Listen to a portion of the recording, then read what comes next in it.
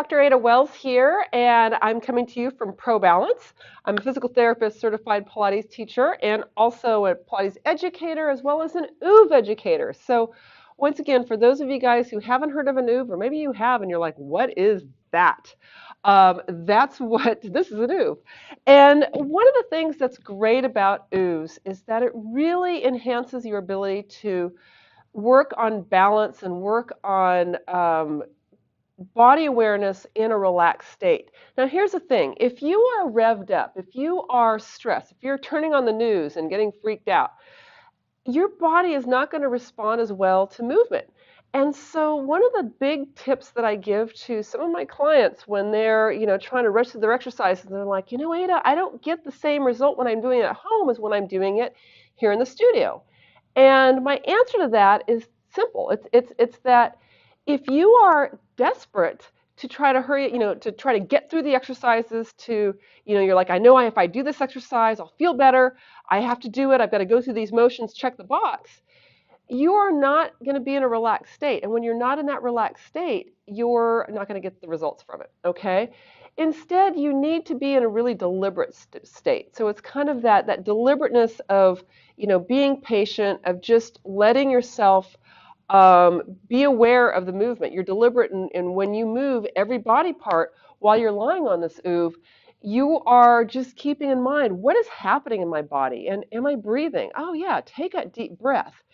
And you're going to find that being deliberate as opposed to being desperate in your movement is going to be so much more valuable in how you're able to get results using the OOV. And it's like I said, it's one of those things where you don't need to spend a lot of time on it. I can do a bunch of exercises in the same amount of time as I can do like one exercise using the OOV. But it's that deliberateness, it's that slowing everything down, it's that being aware of where I am in space that's going to bring me into that state where then when I'm in that relaxed state, that's where we can work on that balance. That's where the body and the brain is going to be able to go, oh, okay, this is learning time. This is not survival time. When you're in that desperate, stressed mode, your brain is just kind of going, you know what, I don't have time to learn anything. I don't have time to memorize anything. I got to survive, okay? And that's not going to, once again, that's not going to give you the lasting effect. So why the OOV just is so great for this is, like I said, the way that it's shaped, right? Like I said, it's a little organic, but when you're lying down and you got your rear end down here and you're lying down and your spine is on here and you have your body positioned properly, it's going to facilitate you breathing from the diaphragm. It's really hard to breathe from your kind of your accessory respiratory muscles. You are forced to breathe deeply. And when you do that, it just makes it a lot easier to get into that relaxed state. Now, some people, it's not appropriate for them necessarily to be at an incline, and with that, you might want to talk to your physician about that. But that being said, I have some people who are not, they're not allowed to be in an inverted position, but I put a little wedge underneath it. So they're still on something unstable and they're still on something that's really soft and really friendly to their tissues. They're not lying on a really hard, firm roller.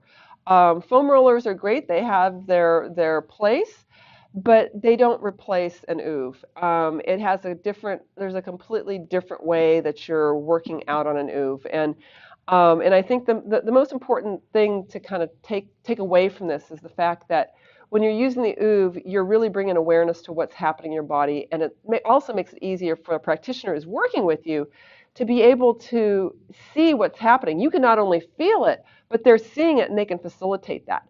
And so I, once again, as an OOV educator, and actually I do have courses that are coming up, and I'll put those down below. There's a link to ooveducation.com. Use a code CAAW. Whether you sign up for my course at my studio or you sign up somewhere else, that's just kind of the, hey, you heard it from me.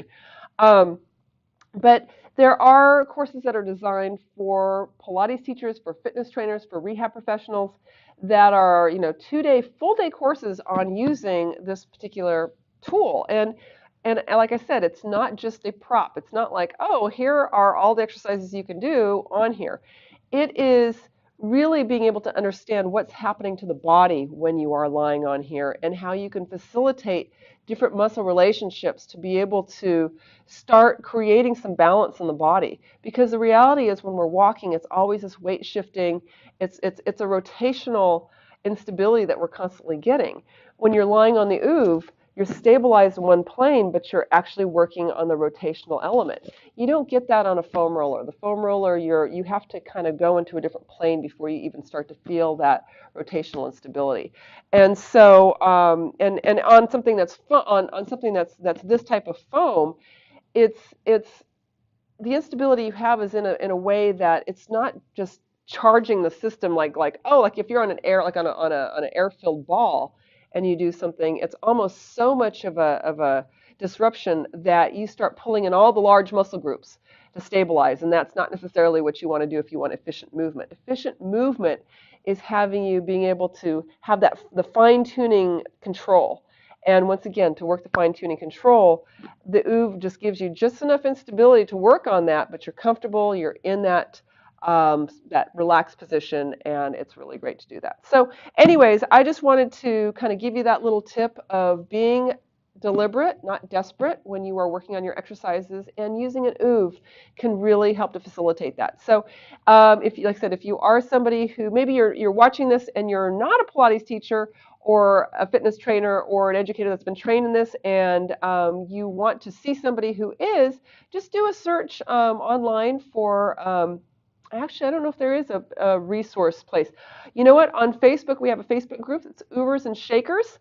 And a lot of the people that are on there have OOVs. A lot of those people are clients that, from all the OOV educators that have been around the world that are, putting up some of their exercises, they're dressing up their OOVs and putting them up there, but also helping to sort of share ideas. So it's certainly one of those things that once you get on it, you're like, how did I function without having this to be able to make me feel better?